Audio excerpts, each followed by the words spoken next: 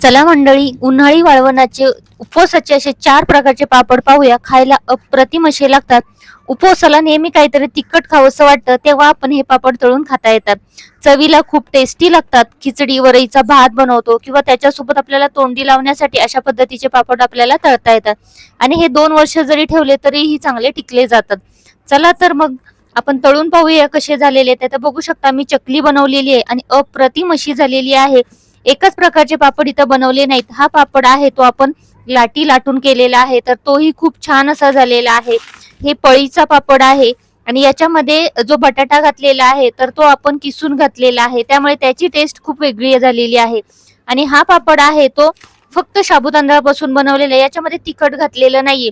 हे 3 पापड आहेत, बाकीचे चकली पापड आणि दुसरा पळीचा पापड आहे तर त्याच्यामध्ये आपण तिखट घातलेले आहे आणि हे पापड कलरचे आहेत तर ते पापड आपण नॉर्मल बनवलेले आहेत.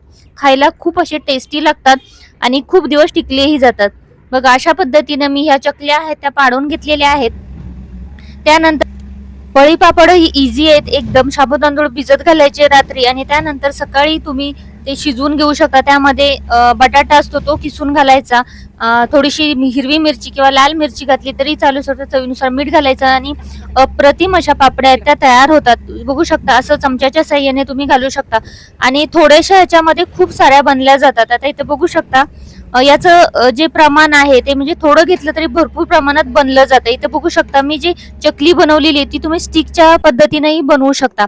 त्यानंतर हे पापड आहेत ते बटाटा आणि साबुदाणा तांदळाचं पीठ घालून बनवलेले आहेत, तेही खूप छान चवीला लागतात आणि हेही तिखट बनवलेले आहेत. त्यामुळे आपल्याला उपवासामध्ये तिखट खावंसं वाटलं तर अशा पद्धतीचे पापड तुम्ही तळून खाऊ शकता.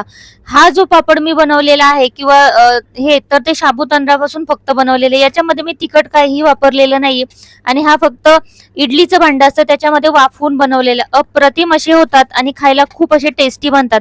हा इतका छोटासा पापड असतो पण तळल्यानंतर एवढासा मोठा बनतो. तुम्ही बघू शकता याची संपूर्ण रेसिपी आहे ती मी YouTube वरती अपलोड केली, ती तुम्ही पाहू शकता. कारण की या छोट्या वेळामध्ये एवढं सगळ्या पापडची रेसिपी इथं सांगता येणार नाही, त्यासाठी तुम्ही संपूर्ण रेसिपी आहे ती संगीता सोमी किचन वरती पाहू शकता. आता हे बघा आपण सुकत घातलेले मस्त असे रंगबिरंगी पापड दिसत आहेत. इथं मी थोडे बनवून दाखवलेले आहे, तुम्हाला जेवढे प्रमाण पाहिजे त्या पद्धतीमध्ये तुम्ही बनवू शकता.